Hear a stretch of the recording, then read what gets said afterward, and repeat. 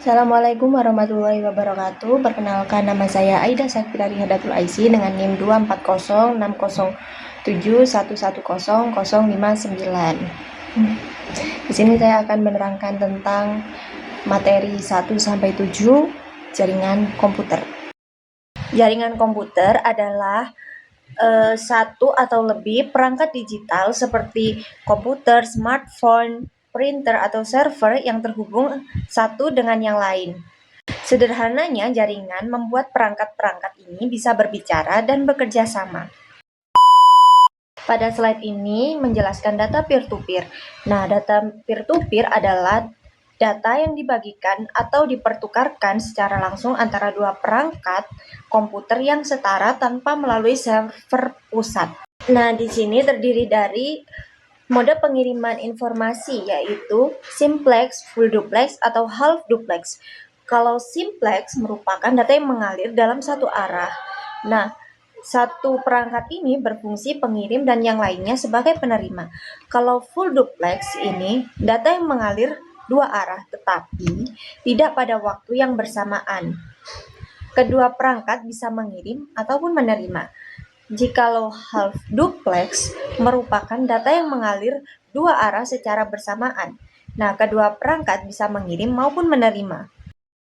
Lalu selanjutnya ada materi topologi jaringan komputer. Nah, topologi jaringan komputer ini merupakan bentuk dari jaringan komputer.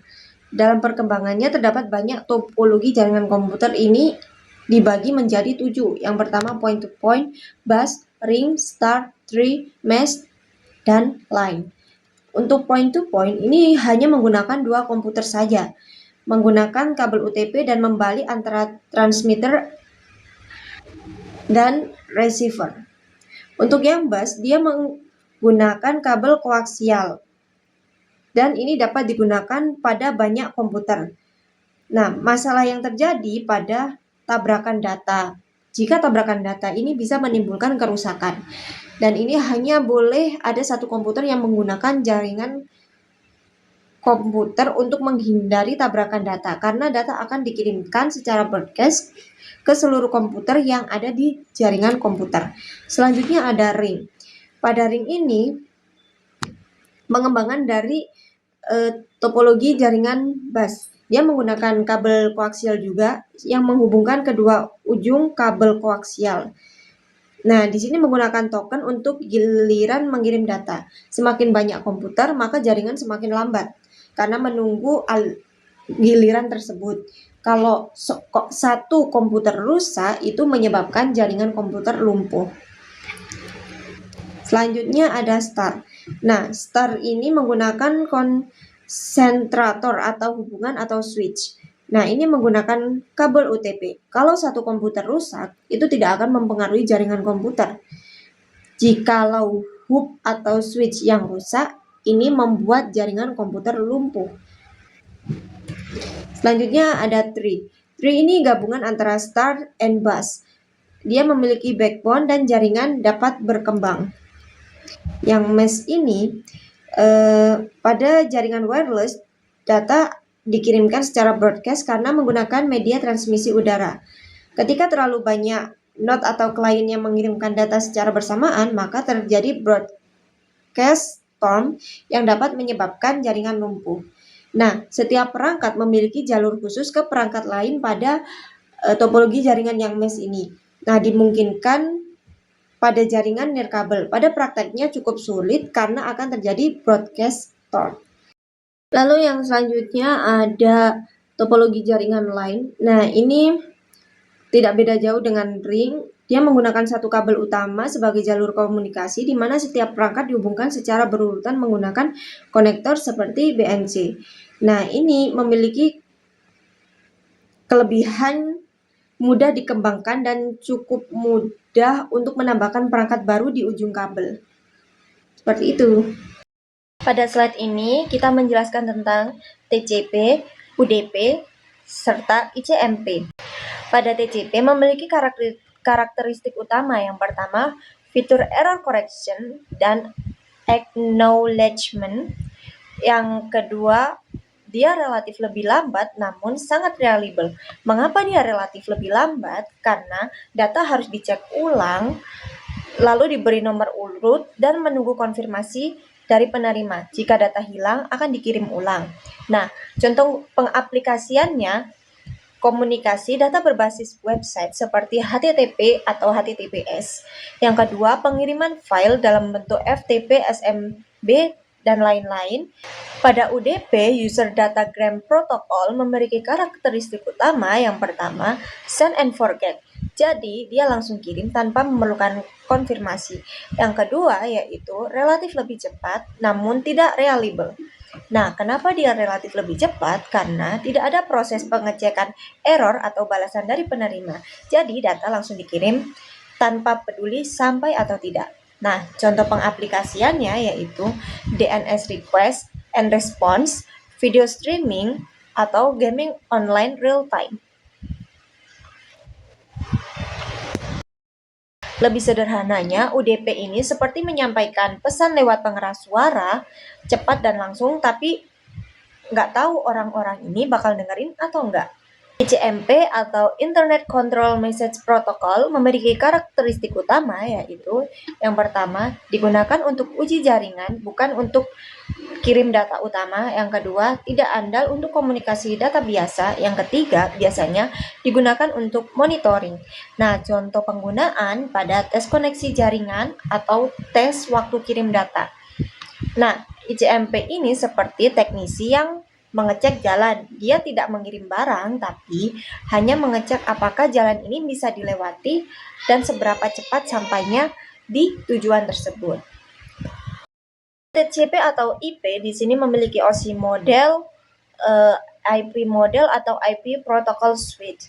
Nah, Transmission Control Protocol atau Internet Protocol di sini standar komunikasi data di jaringan komputer serta memastikan pengiriman data berlangsung dengan aman dan baik. Nah, model TCP dengan IP dengan lapisan yang pertama network interface itu seperti Ethernet, MAC address. Yang kedua ada internet, IP address, fragmentasi. Yang ketiga ada transport, TCP atau UDP. Yang keempat ada application, HTTP, SMTP. Pada DNS, fungsi utamanya yaitu sistem yang memetakan nama domain menjadi IP address. Nah, misal kita mengetik www.google.com. Di sini DNS mengubah menjadi IP address, misalnya seperti 142.250.190.14. Nah, mengapa kita perlu DNS? Nah, manusia itu lebih mudah mengenal kata Google dibanding kata alamat dalam berbentuk angka. Nah, komputer hanya bisa mengenali nama dalam bentuk angka. Sederhananya, DNS adalah penerjemah antara manusia dan komputer. Hierarki domain. Yang pertama adalah top level domain, yaitu .com, .net, .edu, .info. Yang kedua adalah second level domain, contohnya seperti winmalang.ac.id. Itu merupakan domain name. Yang ketiga adalah third level domain, yaitu learning.winmalang.ac.id. Di sini merupakan subdomainnya. Nah, protokol yang digunakan yaitu UDP dengan port 53 yang merupakan defaultnya dengan software bin Linux atau Microsoft DNS. Pada URI, Uniform Resource Identifier, itu untuk mengidentifikasi sumber daya di internet berdasarkan lokasi, nama, atau keduanya. Nah, untuk URL atau Uniform Resource Locator, di sini alamat sumber daya unik tertentu di web yang menunjukkan lokasi sumber daya web tersebut.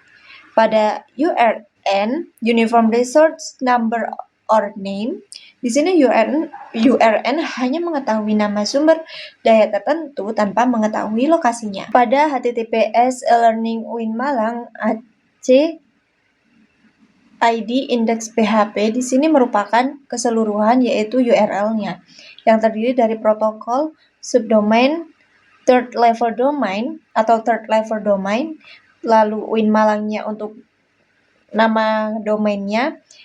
Ini second level domain, ac.id top level domain, indeks PHP merupakan resource, dan untuk ISSN 0167-64 merupakan URN. Dan slide selanjutnya yaitu DHCP atau Dynamic Host Configuration Protocol. Nah, di sini protokol ini memberikan konfigurasi jaringan komputer secara dinamis atau temporer dan otomatis. Di sini terdiri dari IP address, subnet, gateway, dan DNS. Itu HTTP atau Hypertext Transfer Protocol. Di sini protokol pengiriman data antara klien dan server. Nah, pada ini, setiap permintaan dari klien tidak menyimpan informasi sebelumnya. Nah, server menganggap setiap request sebagai komunikasi baru dari klien tersebut. Lalu, mengapa HTTP dikatakan tidak aman? Karena data yang dikirim dalam bentuk plain text atau tidak dienkripsi. Nah, informasi seperti username, password, atau form yang lain itu kemungkinan dapat disadap. Karena itu dikatakan tidak aman. Nah, untuk solusi dari HTTP ini, solusinya yaitu HTTPS. Nah, HTTP plus SSL atau TSL atau Secure Socket Layer atau Transport Layer Security, di sini data dapat dienkripsi sehingga dia lebih aman. Nah, ini digunakan pada login pada website, transaksi, dan komunikasi sensitif lainnya. Nah, protokol transport atau TCP, nah di sini HTTP berjalan di atas protokol transport bernama TCP atau Transmission Control Protocol. Nah, TCP ini bertugas menjamin data dikirim urut, lengkap, dan tidak rusak. Lalu yang kedua, membuat koneksi terlebih dahulu sebelum bertukar data. Nah, selanjutnya yaitu port default. Nah, di sini HTTPS menggunakan port 80 sehingga default. HTTPS menggunakan port 443. Untuk selanjutnya yaitu FTP atau File Transfer Protocol. Nah, di sini itu protokol mengirimkan file dari klien ke server. Untuk penggunaan FTP klien dan server, di sini biasanya menggunakan contoh seperti FileZilla, WinSCP, atau untuk servernya VSFTPD dan ProFTPD. Nah, di sini aksesnya membutuhkan username dan password. Nah, untuk masalah keamanannya di sini username dan password ini dikirim dalam bentuk plain text atau mungkin bisa disadap orang lain. Nah, untuk solusinya kita bisa memberikan SFTP atau SSH File Transfer Protocol yang dia menggunakan inskripsi SSH. Pada SFTPS atau FTP over SSL atau TSL di sini menambahkan lapisan keamanan SSL. Nah, keduanya menjaga agar data dan login terenskripsi saat dikirim. Yang selanjutnya yaitu email protokol. Yang pertama IMAP. Nah, di sini IMAP berfungsi untuk mengakses email di server melalui mail client. Yang kedua, email tidak langsung di-download ke perangkat atau default. Yang ketiga, email dapat diakses melalui beberapa perangkat seperti HP, laptop, dan lain-lain. Nah, contohnya seperti Gmail, Outlook, Yahoo, dan lain-lain. Yang kedua ada POP3 atau Post Office Protocol version 3. Di sini digunakan untuk mengambil email dari server ke perangkat. Email di-download ke email client. Setelah itu diambil dan email di server biasanya dihapus pada default. Yang kedua yaitu POP3 atau Post Office Protocol Version. Nah, ini digunakan untuk mengambil email dari server ke perangkat. Nah, email di-download dari mail client atau defaultnya. Lalu, setelahnya akan diambil dan email server biasanya akan dihapus oleh default. Nah, di sini cocok kalau hanya ingin akses dari satu perangkat. Nah, yang ketiga yaitu SMTP. Yang bisa disebut Simple Mail Transfer Protocol. Dan di sini digunakan untuk mengirim email dari mail client ke mail server. Di sini tidak untuk membaca, hanya untuk pengiriman email keluar. Jadi singkatnya IMAP ini dapat membaca email di server dan bisa berada di banyak perangkat. Nah, untuk POP3 di sini hanya bisa mendownload email ke perangkat dan otomatis dihapus dari server. Nah, untuk SMTP di sini hanya untuk mengirim email dari klien ke server. Selanjutnya yaitu SNMP Simple Network Configuration Protocol. Nah, ini pertama protokol standar yang perangkat jaringan pada perangkat jaringan komputer. Yang kedua adalah memungkinkan perangkat jaringan komputer untuk mengirimkan statik penggunaan perangkat kepada program network monitoring. Yang terakhir yaitu memungkinkan perangkat jaringan komputer untuk dikonfigurasi secara remote. OSI model dan TCP atau IP layer. Di sini sebuah rangka kerja yang digunakan untuk menjelaskan cara jaringan komputer itu berkomunikasi. Nah, tujuan OSI reference model ini menyediakan standar yang dapat digunakan sebagai panduan dalam perancangan, pembuatan, dan penggunaan jaringan komputer. Yang kedua yaitu memudahkan interoperabilitas antara perangkat jaringan yang berbeda vendor. Yang ketiga yaitu meningkatkan efisiensi dalam perancangan jaringan karena memiliki 7 lapisan. Yang keempat yaitu memudahkan pemecahan masalah pada jaringan karena setiap lapisan memiliki fungsi yang berbeda-beda. Dan yang terakhir yaitu mengurangi kompleksitas dalam pengelolaan jaringan. Selanjutnya yaitu perangkat jaringan komputer. Perangkat jaringan komputer dibagi menjadi 5. Yang pertama yaitu hub. Di sini memiliki fungsi menghubungkan beberapa komputer dalam satu jaringan komputer. Nah, kelemahannya yaitu data yang dikirimkan ke seluruh komputer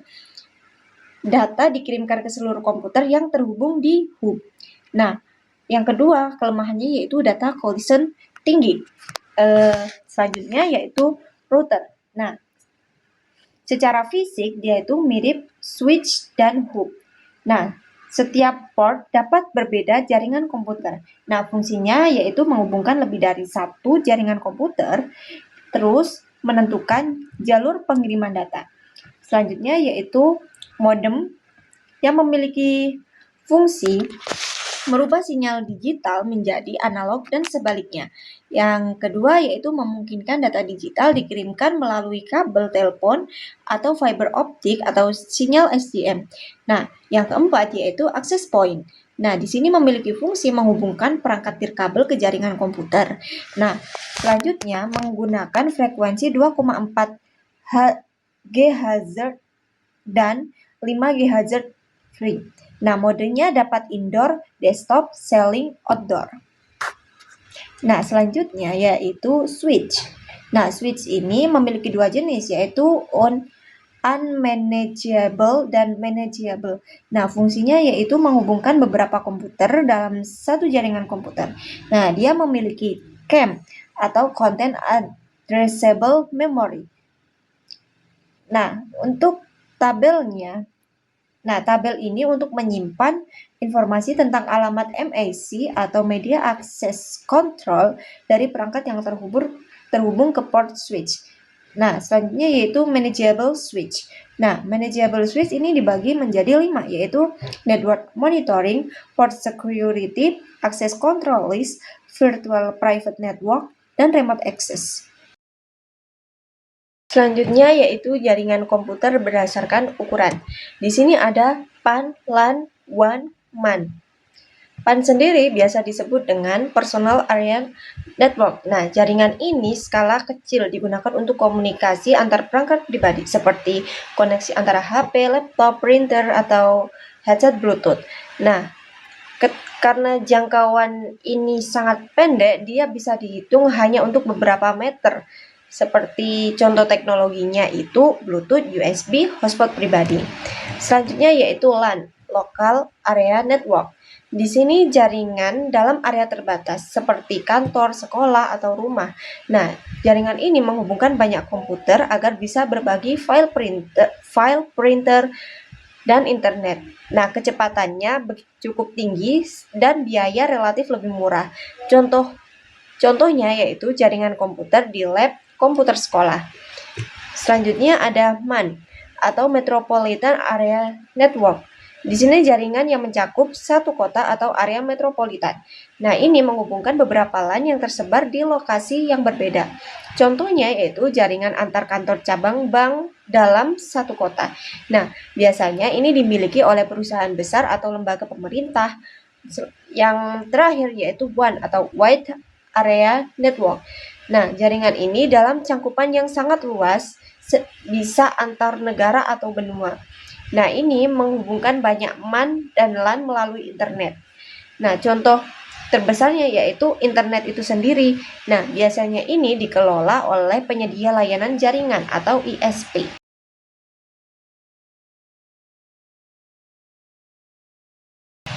Transmisi media komputer ini adalah saluran atau jalur yang digunakan untuk mengirimkan data dari satu perangkat ke perangkat lain.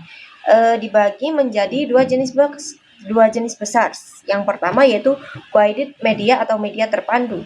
Di sini data mengalir melalui media fisik berbentuk kabel. Contohnya seperti twice pair cable, seperti kabel UTP, STP. Ini biasanya digunakan untuk LAN. Yang kedua yaitu coaxial cable, digunakan pada TV kabel atau jaringan yang lama. Yang ketiga optical fiber cable. Di sini untuk kecepatan tinggi yang biasanya menggunakan cahaya. Yang keempat adalah strip line atau microstrip line. Di sini untuk sirkuit komunikasi berfrekuensi tinggi. Yang kedua ada unguided media atau media tak terpandu. Nah, data ini dikirim tanpa kabel atau nirkabel menggunakan gelombang elektromagnetik seperti radio waves, jaringan itu contohnya jaringan WiFi atau siaran radio. Terus microwave contohnya seperti komunikasi satelit atau tower BTS. Yang ketiga infrared, di sini contohnya seperti remote TV atau komunikasi jarak dekat. Nah, media transmisi jaringan komputer ini ada OSI layer atau Open System Interconnection. Nah, OSI layer ini adalah model acuan komunikasi jaringan komputer yang membagi proses komunikasi menjadi 7 lapisan agar mudah dipahami dan dikelola. Nah, pada layer ke-7, application yang menyediakan layanan untuk aplikasi agar bisa berkomunikasi melalui jaringan. Nah, contoh perangkatnya seperti SMTP, HTTP, atau FTP. Yang layer ke-6, presentation, ini mengubah format data agar dapat dipahami, misalnya enkripsi atau kompresi. Nah, untuk contoh perangkatnya yaitu SSL, TLS, atau HTTPS. Yang kelima, layer kelima yaitu session. Ini mengatur koneksi dan sesi komunikasi antar perangkat. Nah, contohnya yaitu NetBIOS atau PPTP. Layer keempat, transport. Di sini mengontrol aliran data dan memastikan data terkirim dengan benar. Contohnya TCP atau UDP. Yang layer keempat yaitu network. Di sini menentukan alamat dan rute pengiriman data antar jaringan. Contohnya seperti router atau IP. Yang kedua, layer kedua, data link. Di sini mengatur pengiriman data antar perangkat dalam satu jaringan. Contoh perangkatnya seperti switch, MAC address. Yang pertama, layer pertama mengirimkan fungsi utamanya mengirimkan data dalam bentuk sinyal fisik melalui media transmisi. Contohnya seperti kabel, niche, atau hub. Jadi, OSI layer ini menjelaskan bagaimana data dikirim dari satu perangkat ke perangkat lain secara berurutan, dari aplikasi pengguna hingga ke kabelnya. Gitu. Selanjutnya adalah guided media. Guided media adalah media transmisi yang menggunakan kabel fix sebagai jalur pengiriman sinyal data. Dan ini dibagi menjadi 3 jenis utama. Yang pertama adalah coaxial cable. Di sini terdiri dari konduktor pusat, isolator, pelindung, dan lapisan luar. Nah, ini biasanya digunakan untuk TV kabel dan jaringan lama. Yang kedua adalah twisted pair. Di sini 2 kabel tembaga yang dipilih untuk mengurangi gangguan elektromagnetik atau interferensi yang biasanya banyak digunakan pada jaringan LAN. Yang ketiga adalah fiber optik. Di sini menggunakan serat kaca untuk mentransmisikan data dalam bentuk cahaya, memiliki kecepatan yang sangat tinggi dan jarak jangkau jauh. Yaitu fiber optic patch cord. Di sini memiliki jenis konektor seperti LC, CT, ST, dan FC, dan lain-lain. Nah, patch cord adalah kabel pendek fiber optik yang digunakan untuk menghubungkan perangkat jaringan. Jenis konektornya ada LC yaitu low end connector. Di sini ukurannya kecil, sering digunakan pada data center. Yang kedua adalah SC square connector. Di sini berbentuk kotak, mudah dipasang dan dilepas. Lalu ada ST straight shape, biasanya konektor model putar dan banyak digunakan pada jaringan lama. Yang keempat adalah FC ferrule connector. Di sini digunakan untuk di lingkungan dengan getaran tinggi. Yang selanjutnya adalah jenis-jenis kabel twice pair seperti UTP, STP, FTP, S atau SFTP dan lain-lain. UTP adalah unsur twice pair. Di sini tanpa pelindung tambahan dan untuk jaringan LAN rumah atau kantor. Yang kedua adalah STP shielded twice pair. Di sini memiliki pelindung logam yang digunakan untuk mengurangi gangguan. Lalu ada FTP foil twice pair. Di sini dilapisi foil di seluruh pasangan kabel. Lalu ada S or FTP, FTP or UTP dan lain-lain. Variasi pelindungan ganda untuk kondisi lingkungan tertentu. Nah, masing-masing jenis memiliki kategori Cat5e, Cat6, Cat7 dan sebagainya yang memengaruhi kecepatan dan frekuensi data. Slide selanjutnya ada perbandingan antara multi-mode fiber dengan single mode fiber. Nah, yang pertama multi-mode fiber memiliki diameter core yang lumayan besar dan cocok digunakan untuk jarak pendek hingga 2 km. Lalu yang kedua adalah single mode fiber yang memiliki diameter core kecil dan cocok untuk jarak jauh hingga puluhan kilometer. Nah, kelebihan fiber optik adalah tidak ada resistensi listrik, transmisi data cepat, dan tahan terhadap gangguan elektromagnetik, namun membutuhkan peralatan khusus untuk pemasangan dan pemeliharaan. Lalu pada slide selanjutnya adalah fiber optic splicing types. Nah, dibagi menjadi dua, yaitu mechanical splicing. Nah, ini memiliki dua ujung serat optik yang disatukan secara mekanis tanpa dilelehkan. Lalu, menggunakan alat penyambung presisi, cepat dan mudah, tapi sinyal bisa sedikit terhambat. Yang kedua adalah fusion splicing. Dua ujung serat optik dilelehkan dengan panas atau listrik menjadi satu, lalu hasil lebih kuat dan hampir tanpa kehilangan sinyal. Nah, ini membutuhkan alat khusus. Slide selanjutnya ada wireless fidelity atau Wi-Fi. Di sini memiliki nama asli IAA 802.11. Nah, memiliki frekuensi 2,4 GHz dan 5 GHz. Nah, gambar ini menunjukkan spektrum frekuensi band Wi-Fi. Nah, Wi-Fi atau wireless fidelity adalah teknologi jaringan tanpa kabel yang memungkinkan perangkat seperti laptop, HP, printer terhubung ke internet melalui gelombang radio. Nah, Wi-Fi bekerja berdasarkan standar IAA 802.11 dan menggunakan dua pita frekuensi utama, yaitu 2,4 GHz yang memiliki jangkauan luas tapi kecepatan lebih rendah. Lalu yang kedua adalah 5 GHz yang memiliki kecepatan tinggi namun jangkauan lebih pendek. Nah, sinyal Wi-Fi ini dikirim melalui udara, jadi tidak butuh kabel fisik seperti twice pair atau fiber optik. Lalu yang selanjutnya adalah standar Wi-Fi. Nah, standar Wi-Fi terdiri dari 802.11a, 802.11b, dan GNAC-AX. Nah, di sini setiap versi standar Wi-Fi memiliki perbedaan di kecepatan dan jangkauan.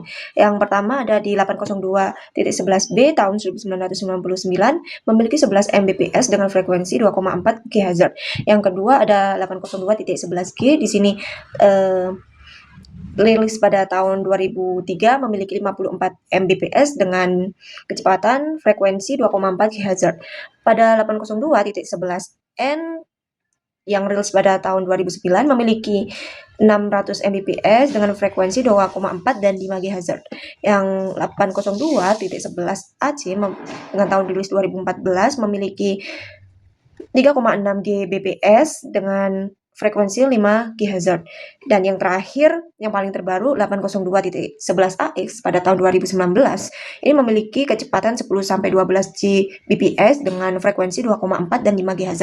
Jadi kesimpulannya, semakin baru standar Wi-Fi tersebut, maka semakin cepat dan efisien.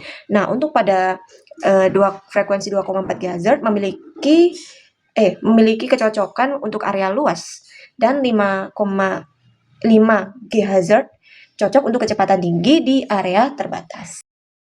Lalu slide selanjutnya yaitu Wi-Fi transmission SuMIMO and MU-MIMO. Nah, Wi-Fi modern menggunakan teknologi MIMO atau multiple input multiple output. Di sini untuk meningkatkan efisiensi transmisi data. Pada SuMIMO, single user MIMO hanya melayani satu perangkat pada satu waktu. Misal, jika HP sedang download, maka perangkat lain harus menunggu gilirannya.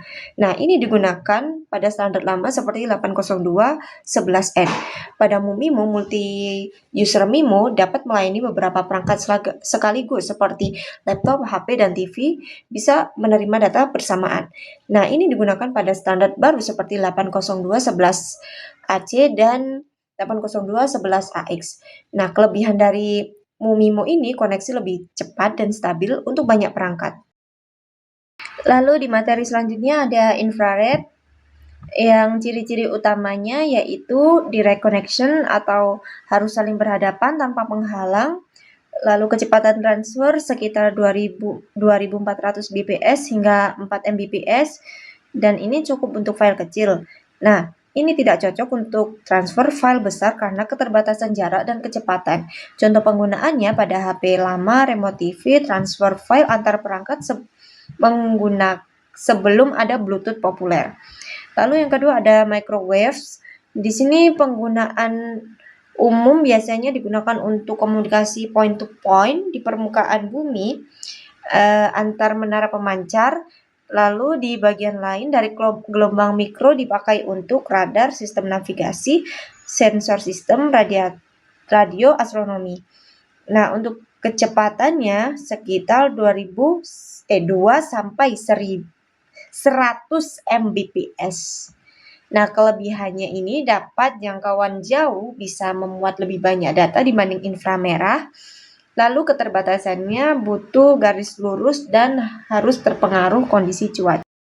Selanjutnya ada satelit. Nah, fungsi satelit ini sebagai relay perantara penguat atau penerus sinyal.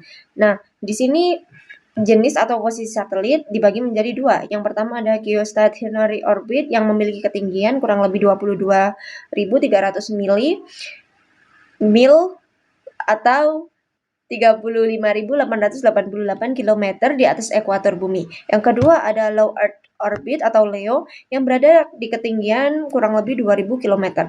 Nah, kegunaan satelit ini